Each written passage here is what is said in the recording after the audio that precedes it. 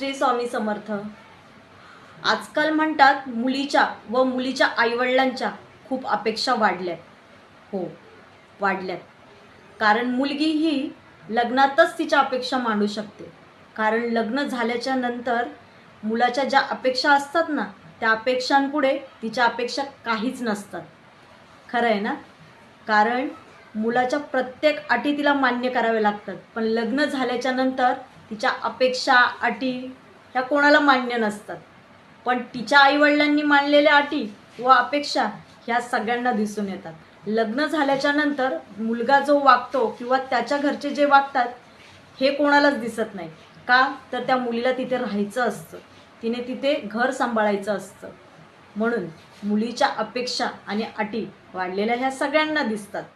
आणि वरून म्हणतात मुलाची अपेक्षा काहीच नाही, मुलगी फक्त शिकलेली पाहिजे.